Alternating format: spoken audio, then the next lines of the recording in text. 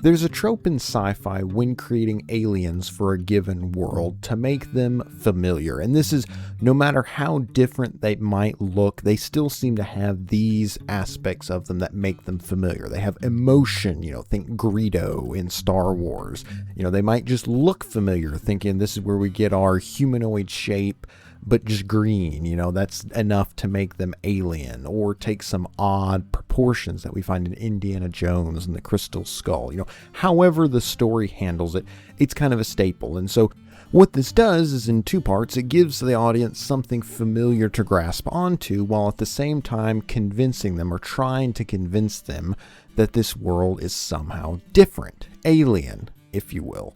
And for today, we're going to be looking at two alien introductions. One is from Leviathan Wakes, book 1 from The Expanse, and the alien in particular is the proto-molecule, this ever-growing, ever-expanding molecule of some unknown ability, potentially.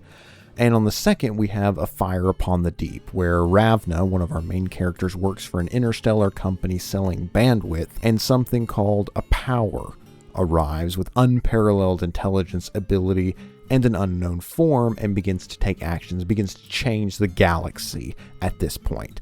And so today we're going to take a look and see what each entity offers the story and what it says about the sci-fi world. The timeline for humanity isn't so far into the future. It's very much tries to stick as close to the reality that we know, in that, the proto-molecule, as we run into it into the story, is the only alien thing in the universe at this point.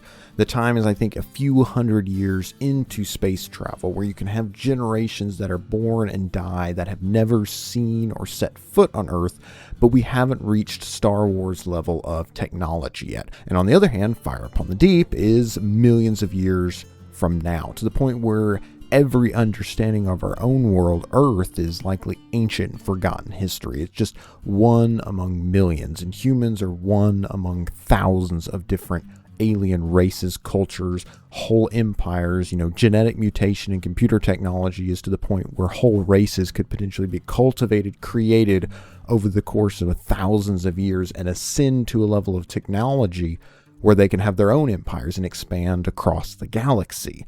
And so we have all of these things coming into play. And this is, a contrast to Leviathan Wakes, where it's very much a human story. And again, so far we're not talking good and bad. We're just talking two different worlds and seeing how this comes into play when we introduce our aliens. There are two paths in introducing aliens into a story that we're going to take a look at. One is to liken it to something familiar, and another is to keep it completely shrouded in shadow, to make it completely unknowable from our current understanding. They both have some pros and cons, but I do have my own preference, so we're going to take a look and kind of how that plays. For A Fire Upon the Deep, the power is a really interesting entity because it does a number of things for the story.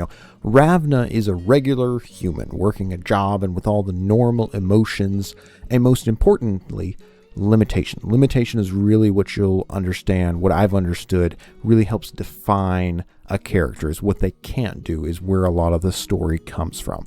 Ravna's really smart, but over here, the power is on a completely different level. We don't even know what level of consciousness it has, or if it does.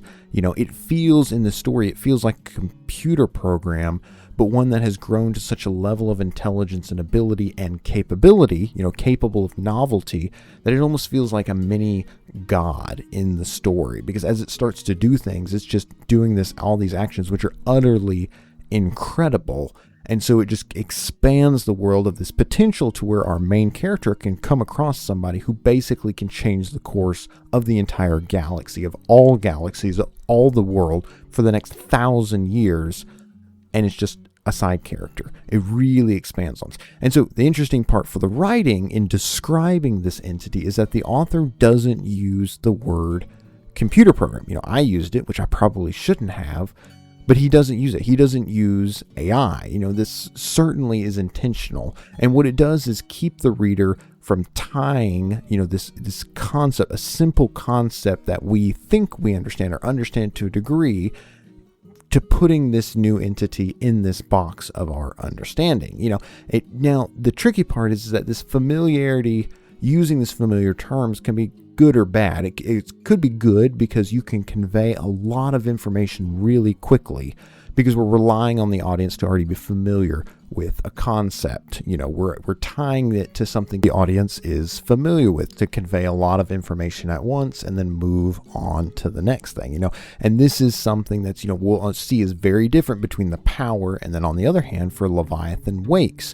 For that book, there's a section where our heroes, Holden and Miller, are wandering through a space station which has been closed off and is being set up to be used by the unseen nefarious villains as a test environment, where thousands of people, thousands and thousands, are going to be set up to die to see what the proto-molecule is capable of. It's the only alien thing in the story that we've encountered so far. And as our characters are venturing in this, they're trying to figure out what's going on because everything's being sealed off and all these cameras and everything's being set up to watch some sort of effect, and we're waiting to see how it's going to play out. And what it does, in fact, is the effect on living people is described in the book as turning them into zombies. And this is good. This is a good word to use because it's a familiar effect. We, the reader, know we can convey a lot of information all at once, but this is also where it can get tricky, because the problem for me was it was